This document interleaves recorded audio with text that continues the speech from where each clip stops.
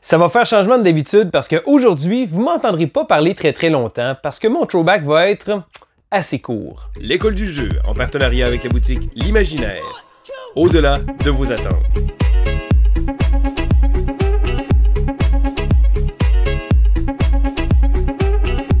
Bonjour et bienvenue à l'école du jeu, mon nom est Sylvain et on se retrouve pour ce segment Throwback du mois de juin 2020. Le segment Throwback est un segment que j'aime beaucoup parce que je retourne un an en arrière pour revisiter les jeux que j'ai acquis l'an dernier. Parce que vous le savez, on a de nouveaux jeux, on les aime beaucoup, mais qu'en est-il de leur réelle opinion après un an? Et c'est à ça que le segment sert et c'est un segment que j'adore parce que ça me permet moi-même de revisiter les jeux de ma collection. Et ce mois-ci, c'est un segment qui va être assez court parce que j'ai très peu de jeux que j'ai acquis au mois de juin 2020.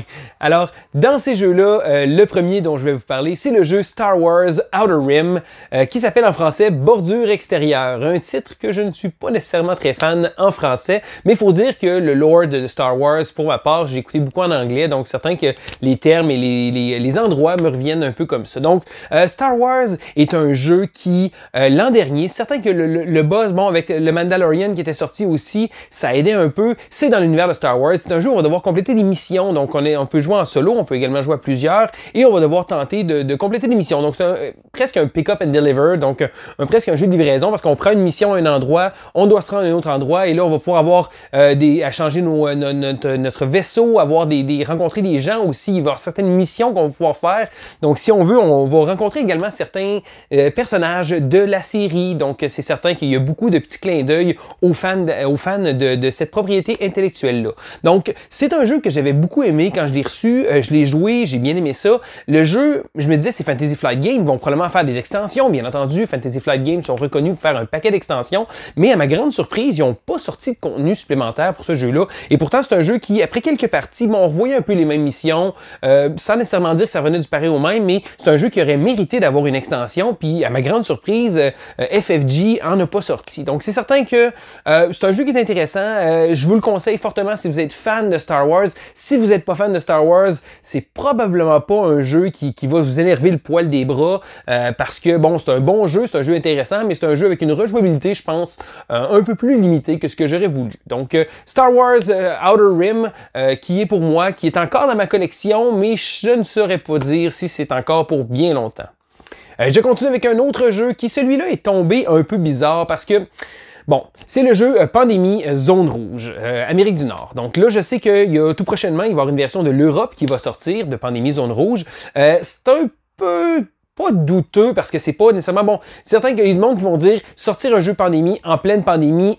Pas sûr du move, mais c'est un jeu qui était déjà prévu avant la pandémie. Donc c'est pas là, ils n'ont pas profité du buzz, comme ça peut être un buzz, mais de l'actualité de la pandémie pour pouvoir sortir un jeu, dire hey, on va faire de quoi? Non, c'est un jeu qui était déjà prévu, c'est juste que ça a donné qui est sorti dans ces temps-là, donc faut pas crier au loup non plus pour ça. Mais c'est certain que, bon, encore une fois, en pleine pandémie, c'est pas toujours un thème qu'on voudrait retrouver. Donc, en gros, qu'est-ce que ça se trouve à être? Ça se trouve à être un jeu pandémie, mais rapetissé. Bon, vous savez, je sais pas si vous avez essayé, mais les jeux des Aventuriers du Rail, ils ont fait des plus petites versions. Donc, la version de Londres, entre autres, que je possède, une version simplifiée, rapetissée, qui se joue beaucoup plus rapidement. Pandémie Zone Rouge, donc l'Amérique du Nord, se trouve à être une version complète de Pandémie, mais rapetissé dans le temps. Donc, on a moins de choses à faire, on a une carte moins grande. C'est un jeu qui joue beaucoup plus rapidement aussi. Je dirais qu'en 20 minutes, on a peut-être fait le tour d'une partie. C'est un jeu qui est plus facile à sortir la semaine, même avec les enfants. J'ai joué avec ma fille. Ma fille a bien aimé le jeu. Certain que je pense pas que je jouerais le grand Pandémie avec elle. Elle trouverait peut-être ça un peu long. Mais la petite version, donc Zone Rouge, je l'ai trouvé sympathique. Moi-même, je ne suis plus nécessairement un fan de Pandémie. J'aime beaucoup les coops. Mais Pandémie, bon, j'ai joué beaucoup, faut dire. C'est probablement ça qui nuit à mon appréciation des pandémies en général. Mais cette petite version-là, je l'ai trouvée sympathique parce que justement, c'est une version qui s'étend pas trop longtemps, qui ne dure pas trop longtemps et où j'ai eu quand même du plaisir et où j'ai pu jouer avec ma fille. Donc, à suivre la version de l'Europe, je sais qu'ils planifient de faire dans la version de l'Europe, d'avoir une espèce de compatibilité entre les deux pour pouvoir jouer une partie avec les deux cartes. Mais rendu là, je pense que je jouerai au vrai Pandémie. Mais en tout cas, ça va être à suivre parce que je n'ai pas encore essayé la version de l'Europe. Et le troisième et dernier jeu que je veux vous parler aujourd'hui se trouve à être Pharaon. Pharaon est un jeu que je trouve sympathique parce que, bon, j'ai joué à plusieurs joueurs, j'ai joué en solo. C'est un jeu qui qui, j'ai trouvé ça intéressant parce que c'est comme une espèce de sélection de postes d'ouvriers avec des ressources. Donc, avec les ressources, on va les placer sur différentes cases qui vont pouvoir nous permettre de pouvoir tirer différents effets du plateau. Et là, le plateau de jeu est modulable, on les place à différents endroits. J'ai trouvé que le jeu était intéressant, il est agréable à jouer. C'est pas un jeu qui se démarque énormément. Je pense pas que c'est un jeu qu'on va entendre encore parler dans 2-3 ans, mais c'est un jeu que j'ai bien aimé. Puis la version en solo est un bon challenge. J'ai trouvé ça intéressant. Encore une fois, j'ai joué énormément quand il est sorti. Là, le jeu, il est encore dans ma collection, il est encore là. Ça fait un petit bout de temps que j'ai pas joué. Je pense que je vais quand même essayer de le revisiter bientôt parce que c'est un jeu que j'ai un ami qui avait beaucoup aimé.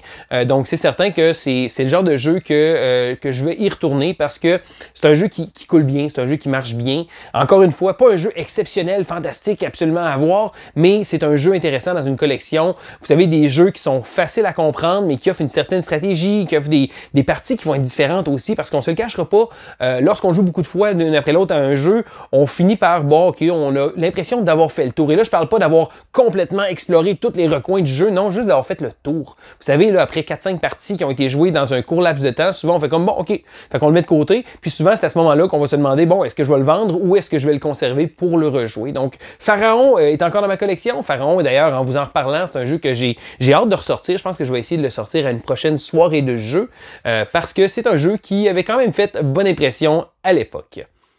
C'est tout! Ben oui, juste ça, ça fait une petite vidéo assez courte, mais que voulez-vous, hein? C'est ça le retour de mes achats de l'an dernier, donc je sais que les mois d'après, le mois de juillet, etc., il va y avoir beaucoup plus d'acquisitions qui ont été faites, donc à ce moment-là, c'est certain que mes vidéos vont être plus longues, mais de temps à autre, hein, ça fait pas tort d'avoir une petite vidéo à écouter rapidement sur le fly.